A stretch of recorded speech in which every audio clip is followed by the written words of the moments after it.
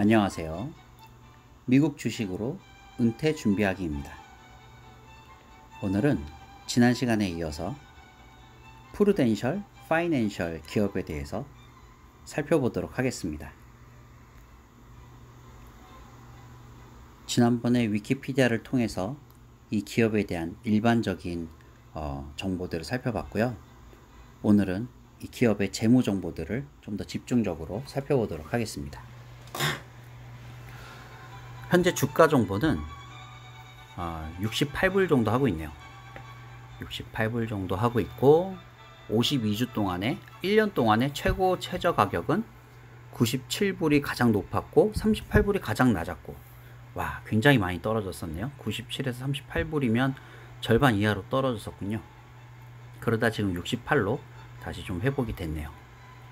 거래량이나 거래 대금을 살펴보면 거래량은 1000만, 10만, 100만 100만 주 정도가 오가고 있고요. 거래 대금은 밀리언이 10억이니까 10억, 100억 한 900억 정도의 거래 대금이 오가고 있네요. 이 회사가 미국 최대의 보험회사라는 어떤 규모에 비하면 900억은 그렇게 큰 금액 같진 않은데요. 그래도 900억이면 한 1%? 9억 이하로 이 회사 매매를 하시는 분들은 문제 없이 하실 수 있을 것 같습니다. 시가총액은 현재 26조네요. 26조고 지금 뉴욕에 상장된 회사들 중에 183위를 하고 있고요.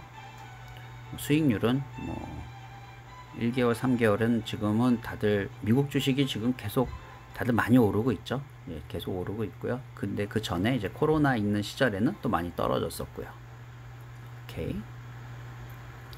그러면 재무 정보를 좀 더 살펴보죠. 네, 매출액을 보도록 하겠습니다.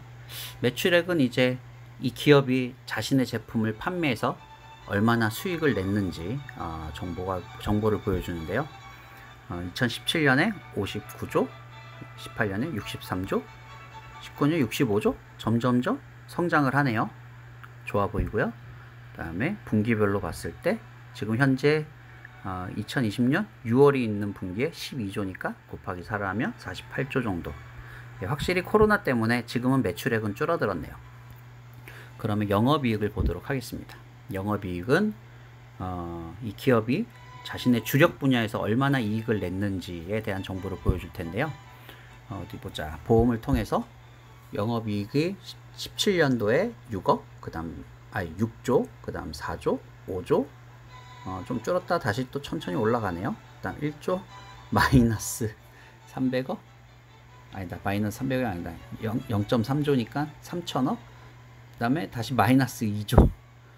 엄청 지금 적자가 늘어나고 있네요. 이런 보험 쪽에서의 영업은 지금 굉장히 적자입니다. 왜 이렇게 적자가 됐을까요? 가입했던 사람들이 보험비를 못 낸다기보다는 가입한 사람들은 계속 유지를 하겠죠.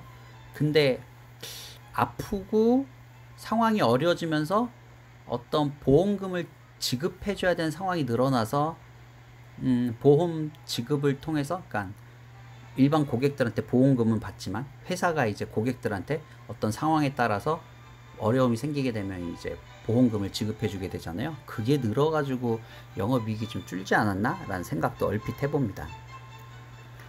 당기순이익은 당연히 줄었겠네요. 얼마나 순수한 이익들을 남겼는지 한번 볼까요? 7조, 4조, 4조. 그래도 순이익이 2019년까지 있었는데, 그렇죠. 지금 2020년 6월에 있는 분기를 보면 마이너스 2조. 영업이익만큼 당기순이익도 마이너스가 나오고 있네요. 그 다음 영업이익률도 지금 마이너스 19%. 굉장히 이익률도 많이 줄었어요. 순이익률도 마이너스 19%. 지금 회사가 굉장히 좀 코로나로 인해서 어려운 상황인 것 같습니다. 코로나 때문에 어려워진 사람들도 많고, 그 어려워진 사람들이 이 어려운 때를 대비해서 보험을 들은 거겠죠. 보험회사는 이 어려운 때 보험금을 지급하니라 지금 상황이 또 좀 어려워진 것 같고요. 그 다음 자산 총계는 2017년도에 832조. 삼성을 훨씬 넘어서는 숫자네요. 삼성을 약 300조 좀 넘는다고 치면 프루덴셜 지금 800조에 육박하네요. 이게 지금 1달러를 1000원이라고 해서 800조지 1200원이라고 쳤으면은 거의 우리나라 돈 1000조에 육박하는 자산 총계가 있군요. 굉장한데요. 2017년, 18년, 19년에도 896조, 거의 제대로 원화 달러 계산을 하면 거의 1000조에 육박하는 자산 총계가 있고요. 지금 현재도 거의 900조. 와, 자산은 지금 900조. 아마 부채가 엄청 늘었을 것 같은 느낌인데요.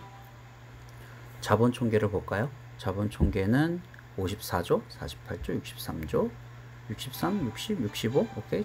자기가 그냥 갖고 있는 부채를 뺀 비용이고요. 부채가 지금 늘었겠죠. 예. 777조, 766조, 832조. 그러다 지금 이제 2020년 6월 맨 오른쪽 끝에요. 보게 되면 848조. 예, 부채가 늘었네요. 그래서 부채 비율은 예, 현재 1000%, 1400%에서 1500, 1300, 1300, 1300, 1200. 부채 비율은 더 줄었네. 부채는 그래도 갖고 있나 보네요. 부채 비율은 좀 줄었네요. 이 금융권은 부채 비율이 좀 어마어마해요. 저가 예전 금융권 은행들 설명하면서 부채 비율을 제대로 얘기를 못 드린 게 있는데, 네, 고객들한테서 받은 예금이라든지 보험비라든지 보험료라든지 이런 것들은 나중에 고객들한테 돌려줘야 될 돈으로 잡혀서 부채라고 한답니다. 그래서 고객이 많은 회사, 고객이 많은 은행이나 고객이 많은 이런 보험사들은 고객의 돈을 지금 받아 놓은 것도 부채라고 잡혀 있어서 부채가 굉장히 높다고 해요. 영업활동 현금 흐름이 중요하겠네요. 이제 뭐 순이익으로 나온 돈보다 영업활동으로 실제 현금이 얼마나 흐르고 있는지가 중요하죠. 실제 흐르는 현금은 보면은 13조, 21조, 19조.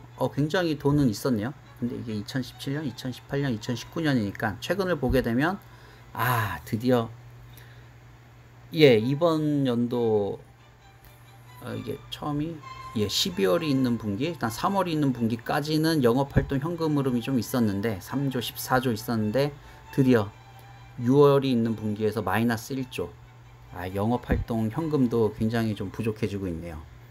이 부분에 대해서는 좀 이 프루덴셜 파이낸셜이 좀 더 나아져야 될 것 같습니다. 지금 영업활동 현금 흐름이 마이너스 1조라는 거는 지금 굉장히 돈이 좀 부족한 상황인 것 같은데요. 이 상황에서 배당금을 줄 수 있을지 걱정이 되네요.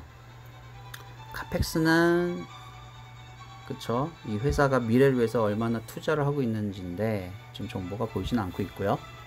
그 다음에 PER을 살펴볼까요? PER 같은 경우는 지금 6, 8, 9, 9, 7. PER은 굉장히 낮네요. 그래도 벌어들이는 이익으로 뭐 7년 있으면 지금 7.11이면 약 7년 있으면 그 순이익으로 7년간의 순이익으로 자기 자신 시가총액 정도가 된다는 얘기고요. PER은 굉장히 낮네요.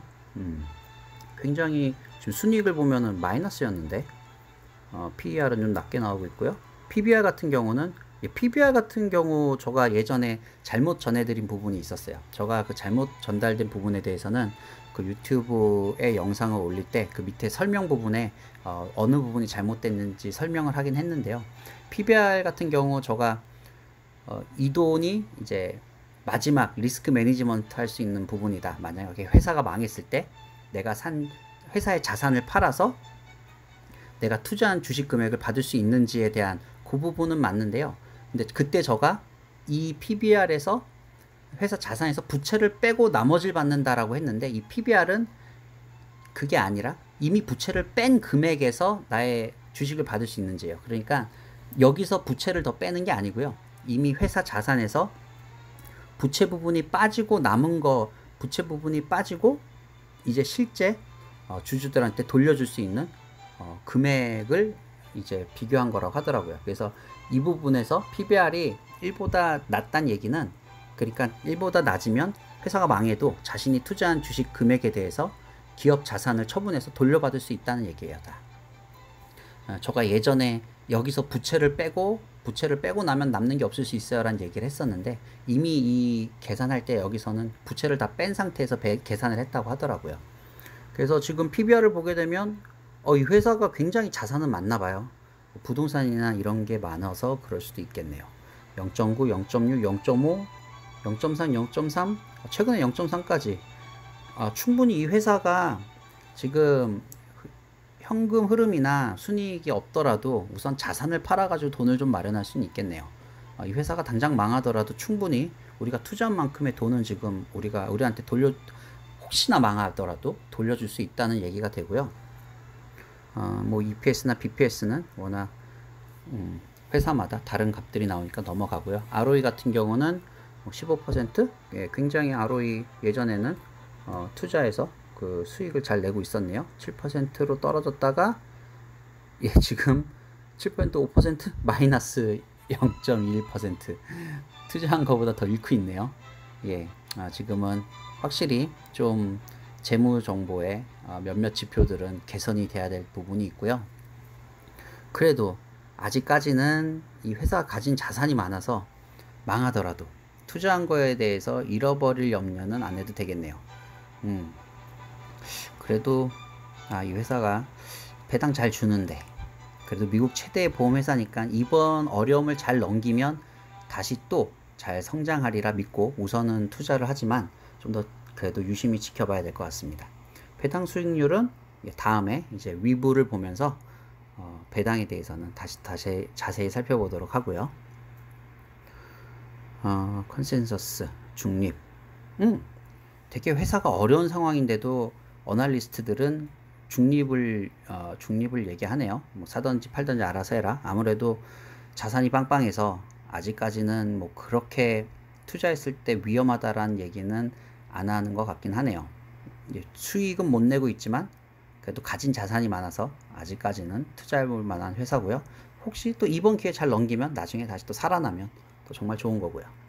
경쟁사는, 보험회사의 경쟁사는 또 어디가 있을까요? 역시 ING그룹도 크죠.